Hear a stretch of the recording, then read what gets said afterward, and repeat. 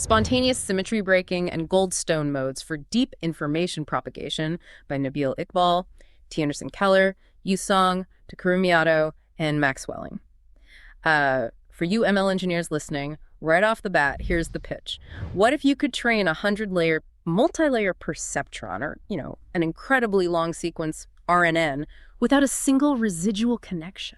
Yeah, I mean, no layer norm, no complex gating mechanisms like LSTMs or GRUs. Exactly, and not just passively train it, but actually have it propagate information flawlessly across those massive depths. Right, without the signal decaying into, dead gradients or exploding into unusable chaos. So the authors of this paper, which we're breaking down in today's deep dive for AI Paper Swap, they achieve exactly that. And they do it by, forcing the internal hidden layers of a network to be mathematically equivariant to a continuous symmetry. So think of groups like $1. Yeah, and when you do this, the network undergoes a phase transition, which physicists call spontaneous symmetry breaking. And this creates a direct analog to Goldstone modes from quantum physics.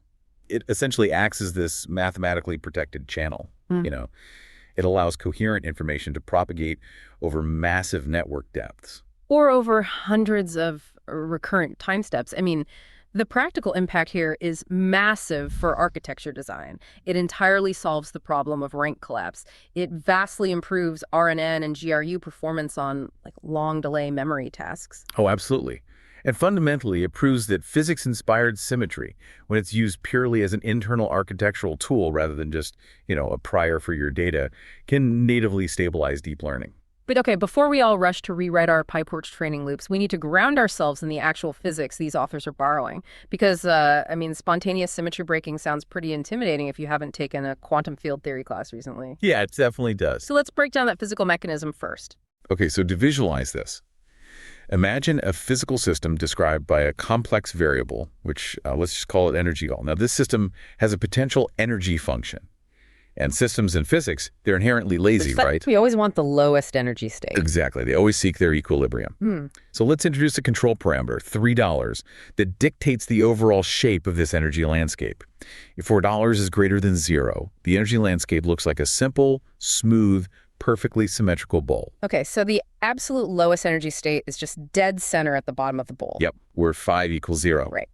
And at that center point, the system is perfectly symmetric. If you rotate the bowl, that single point in the middle doesn't change at all. The symmetry is intact or unbroken. Unbroken, exactly. That's the baseline.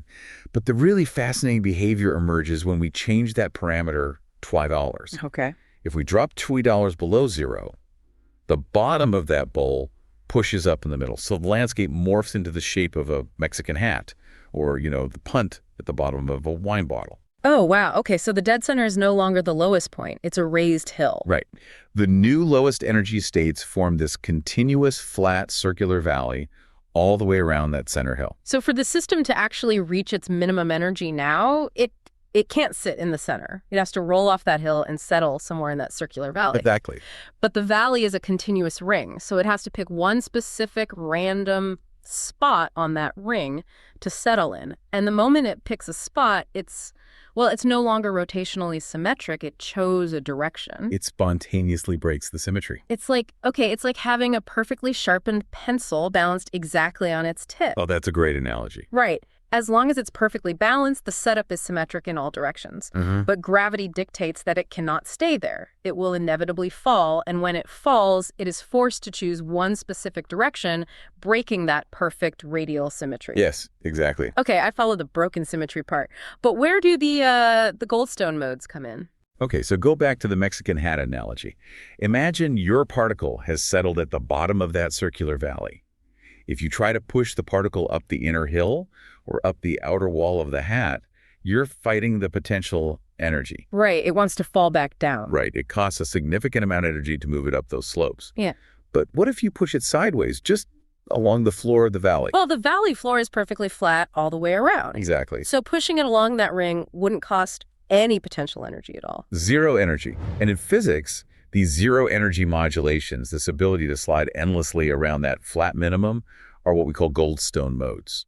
Because they cost zero energy, they manifest as waves that can propagate coherently over massive distances without dissipating. Like sound waves traveling through a crystal lattice or, spin waves and magnets, they just surf that zero energy state. Right. They are long-lived excitations. And this is where the genius of the paper applies to neural networks. For those of you building deep networks, you know that depth in a feed-forward model or time steps in an RNN acts exactly like time in a physical system. Yeah, normally as information passes through successive layers, it decays or distorts. Exactly. But if we can engineer our neural network's energy landscape to possess these Goldstone modes, our information can literally surf these zero energy waves. It propagates indefinitely without decaying. Okay, surfing zero energy waves through 100 layers sounds like an absolute dream for vanishing gradients. But, electrons in a crystal lattice are one thing, tensors in a PyTorch model are another. Very true. The math is brutal. If I take a complex tensor and just throw a standard real U activation at it, it's going to apply independently to the real and imaginary parts. That would completely shear the geometry you just described. It would destroy the circular valley. So how do they actually build a layer that respects this without destroying the network's ability to learn? Right, so they achieve this by designing layers that are strictly mathematically equivariant to continuous symmetry groups. Specifically, they focus on UNECO symmetries. Okay. Let's look at the UNER architecture because it perfectly illustrates a concept. To make a UNER equivariant layer, your hidden states must be complex numbers, not your standard real-valued tensors. Got it.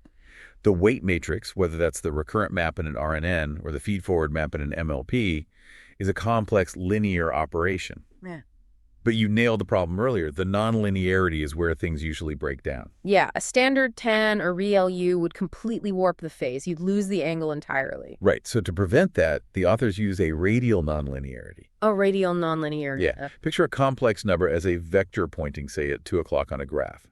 The radial nonlinearity applies a standard tan function only to the magnitude of that vector, but perfectly preserves its phase. Oh, wow. Mathematically, they take time perks and multiply it by the normalized direction of ZEAL. So it scales the length of the vector to keep it bounded, preventing it from exploding to infinity, but it leaves that 2 o'clock angle entirely untouched in the complex plane. That's incredibly elegant. And for timetry, I assume it's a similar approach, but scaled up. Exactly. So instead of a complex number, you have blocks of time-dimensional real vectors. Your weights act as the identity within each block, but can mix the blocks together. The nonlinearity squashes the overall length of the time vector to keep things stable, but it rigidly preserves its exact direction in that time-dimensional space. That's the structural mechanism, yes. Yeah. It forced the network to respect the geometry at every single layer. Wait, I have to push back a little here. Because equivariant networks are a highly mature field in machine learning, Oh, for sure. we use them constantly. If you're running molecular dynamics or working on something like AlphaFold, your network needs 3D rotational equivariance so the chemical properties remain identical no matter how the molecule is rotated in space. Right. Or if you're classifying images, you often build in translation or rotation equivariance. It's a pretty standard tool. So what is actually novel about using it here? That is the critical distinction we really need to highlight. In molecular dynamics or image processing, the equivariance is matching a known physical symmetry in the data, or the task itself. Right. A molecule is physically symmetric in reality, so you build a network to respect that external truth. But the tasks this paper evaluates, like a basic sequential MNIST classification or a variable delay copy task, they have absolutely no inherent continuous symmetry. The dataset simply doesn't care about Euler rotations in a complex plane. I see. The data itself has no symmetry to preserve. None. The authors are using equivariance purely as an internal plumbing tool. Interesting. It's an architectural hack to forcefully manufacture those Goldstone modes inside the hidden states. In fact, to prove this, the input and output layers of these networks are completely generic, and they actually break the equivariance on purpose. Wait, really? They break it on purpose? Yes.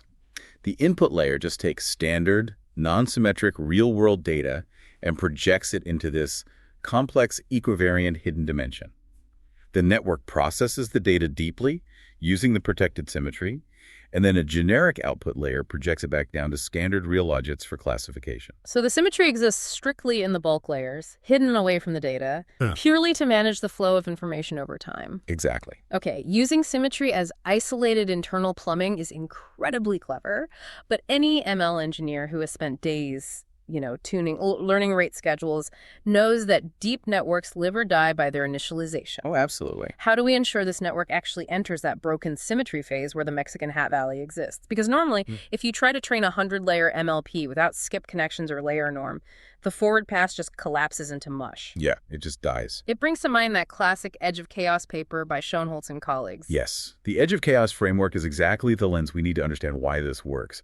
For those of you training models out there, you know how fragile initialization is. Yeah, let's paint that picture for a second.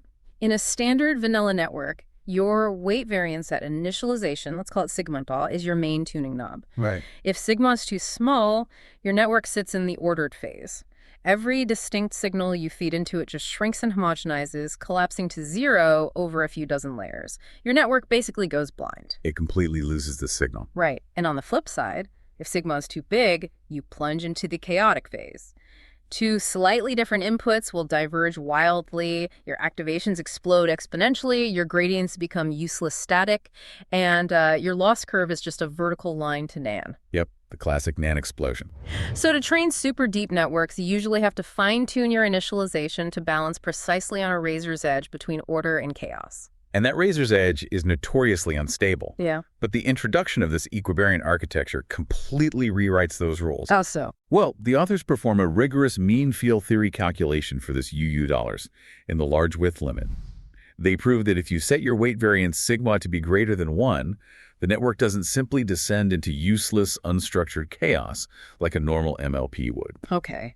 Instead, it enters the spontaneous symmetry broken phase. Wait, so what does that transition physically look like for the activations as they move from, say, layer 1 to layer 100? The authors track an order parameter called DO dollars, which is essentially the expected squared magnitude of the network's activations at a given layer dollars. In this broken symmetry phase, as depth increases, this magnitude doesn't collapse to zero, and it doesn't explode to infinity. It doesn't. No, it naturally settles to a stable, non-zero constant $2. The radial nonlinearity caps the growth, while the high weight variance keeps it from dying. But wait, if the magnitude just settles to a constant, where's the information? Oh, I see. The radial nonlinearity doesn't touch the phase. Only the magnitude is locked to centilars. So the relative phase between different inputs is what remains exactly conserved across the layers. You got it. The phase information glides perfectly through the depth. The phase is the Goldstone mode.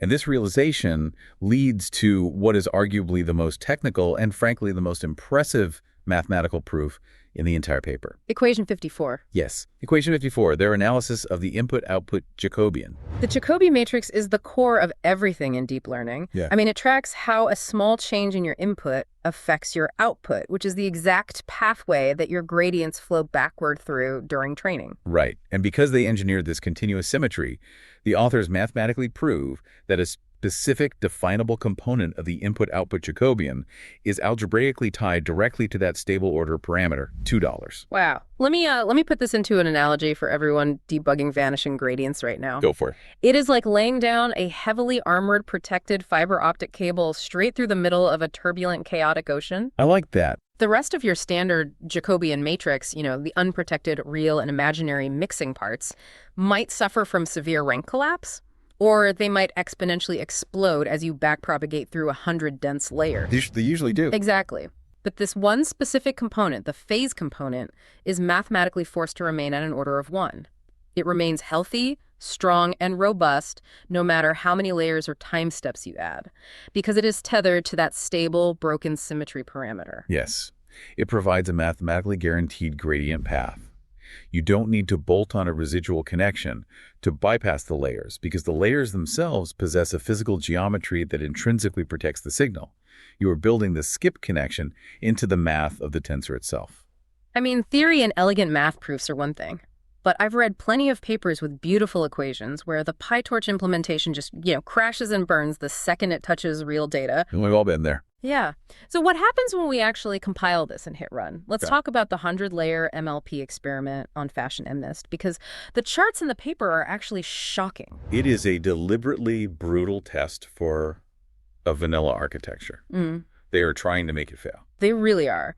They set up a generic multi-layer perceptron, 100 layers deep, with a width of 64 features, absolutely no skip connections, and no layer noise. Just raw linear layers and nonlinearities. Yeah, and as expected, it's a catastrophic failure. The accuracy degrades immediately down to random chance. It's basically a great way to turn your expensive GPU cluster into a very inefficient space heater. Pretty much. But then they swap in the Equivariant network. The architecture is just as absurdly deep. It still has 0 bypass mechanisms, but it trains smoothly. It doesn't degrade. And the authors highlight a specific metric here, which is the minimum rank of the representation. Rank is essentially a measure of the diversity and richness of the features the network can learn. In deep, unprotected networks, you often see rank collapse, where all the features just converge into a single redundant dimension. But with the Equivariant network, the minimum rank is physically hard-capped by the dimension dollars of the symmetry group. Wait, really? Yeah, and our network physically cannot collapse below a rank of 4. The symmetry forces the representation to remain diverse. It's a completely structural way to prevent rank collapse without adding, like, regularization penalties to your loss function. Exactly. But you and I both know that where this long-range propagation mechanism truly needs to shine is in recurrent neural networks. Oh, without a doubt. Because in an RNN, depth in space is replaced by depth in time. The time steps are the layers. Right. And to test this, the authors ran a variable delay copy task. The network is fed a sequence of 10 random symbols. Then it has to wait through a massive delay period filled entirely with blank tokens. Right. Finally receives a go token and has to spit the original 10 symbols back out in the correct order. And the variable nature of the delay is the trap here, isn't it? Yes, exactly. If the delay was fixed, the network could just learn a dumb timing loop. Because it's variable, it has to actively hold the information in its hidden state without decaying or overwriting it until it sees the trigger. Yep. And they tested maximum delays of 25, 100, and an agonizing 200 time steps. That's a huge gap. It is. And the results at 200 time steps are staggering. The network has to remember an exact sequence of symbols across 200 steps of pure silence. They ran a massive, exhaustive hyperparameter sweep across standard RNNs, standard GRUs, and their new Equivariant versions. Yeah. Out of that entire sweep, with exactly the same tuning opportunities, the UGRU was the only model to have a single seed successfully solve the task. The only one. The only one. Yeah. And by solve, I mean it achieved a test cross entropy loss of $3.09 times 10 to the 7. Which is essentially 0 loss. It flawlessly, perfectly copied the data after 200 steps, while the highly engineered GRUs completely flatlined. Completely flat. And they scaled this up to image data too, right? With the permuted sequential M&E task, or PSMS. In this benchmark, you feed the network an image one single pixel at a time. Which is 784 time steps. Yeah, 784 time steps.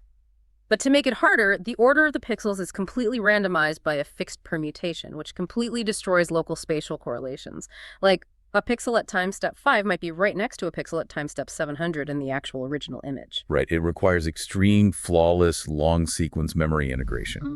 And the authors demonstrated that a simple $24 RNN, just a basic recurrent loop, augmented with the $24 continuous symmetry, matches the performance of a highly optimized GRU. Wow. When you think about the pages of complex equations required to implement the forget gates, the update gates, and hidden states of an LSTM or a GRU, replacing all of that with a simple recurrent loop that just relies on natural geometry is wild. It really is. There is 0 internal gating, no learned mechanisms to decide what to forget. It's just continuous symmetry natively preserving the signal over 784 steps. Yeah. We have the mathematical proof with the protected Jacobian, and we have the empirical proof beating out GRUs on benchmarks. But there's a lingering question here. Which is? How is the memory physically manifesting inside the tensors? Right. Because if we could pause the PyTorch training loop right in the middle of that 200 time step delay and crack open the hidden state of the U1 network and look at the actual numbers holding the memory, what would we actually see?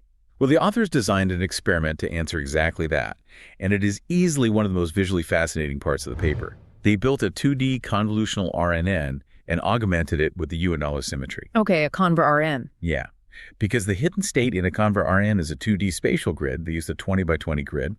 We can literally render the complex hidden state as an image. Oh, that's smart. During the blank delay period of the copy task, while the network is desperately holding onto the memory, they visualize the phase of the complex numbers across that spatial grid over time. Honestly, I would have expected to just see random, unstructured phase noise, just, numbers statically locked in place. Far from it. They found what physicists refer to as topological defects. Specifically, they observed distinct, long-lived vortices forming dynamically in the phase grid. Vortices, like actual whirlpools forming in the data representation. Exactly like whirlpools. If you pick a central point on this grid and track the phase angles of the tensors in a circle around it, the angles wind smoothly from 0 all the way to 360 degrees. That's nuts. And these vortices are incredibly robust. They don't just fade away or dissipate into static. They persist actively over hundreds of time steps. It's like watching hurricanes form over the ocean. And because of the math, they form in pairs, right? You have positive winding directions and negative winding directions. Yes, exactly. The authors note that these vortices physically move around the grid over time. If a positive vortex and a negative anti-vortex happen to collide, they annihilate each other upon contact. Right. And the broader takeaway from visualizing these whirlpools is really profound. The information the network is remembering isn't just a scalar number sitting vulnerably in an isolated matrix cell, waiting to be slowly decayed by weight decay or overwritten by noise. The memory is stably encoded in the macro-level geometric structure of these vortices. The memory is quite literally topological. And if you know anything about topological features, they are inherently robust against local perturbations. Very robust. It's like tying a knot in a shoelace, right? You can tug on the shoelace, you can bend it, you can add noise to the system, but you cannot easily undo the knot without a massive deliberate injection of energy. Or, perfectly colliding it with an inverse knot. Exactly. This perfectly explains why the memory survives the massive 200-step delays without needing an LSTM forget gate acting as a bouncer. The macroscopic physical structure itself is the protection. Wow. If we zoom out and look at the trajectory of our field, we've spent the last decade in deep learning building incredibly complex, kind of brittle architectural hacks. Yeah, we really have. We bolted on LSTMs, GRUs, and massive attention mechanisms, specifically to force gradients to flow and to artificially keep memory alive across time. But this paper presents a massive paradigm shift. The fundamental physics of the universe already solve this problem natively via spontaneous symmetry breaking and topological defects. We spent 10 years engineering gate equations, and the universe already knew how to propagate signals perfectly using geometry. We just needed to, translate the physics into our PyTorch layers. Exactly. And it leads to a really fascinating final thought for the researchers listening. We know from recent neuroscience studies that there are distinct traveling waves and complex phase dynamics observed in the mammalian prefrontal cortex during working memory tasks. Wait, really? In biological brains? Yes. So if simple one-roll phase conservation and topological vortex dynamics can completely replace complex gating mechanisms to maintain perfect long-term memory in our artificial networks, could this be exactly how biological brains manage working memory? So we spent a decade inventing complex artificial gating mechanisms, and the universe, and maybe our own prefrontal cortex, was just using topological whirlpools the whole time. That is absolutely something for you all to think about.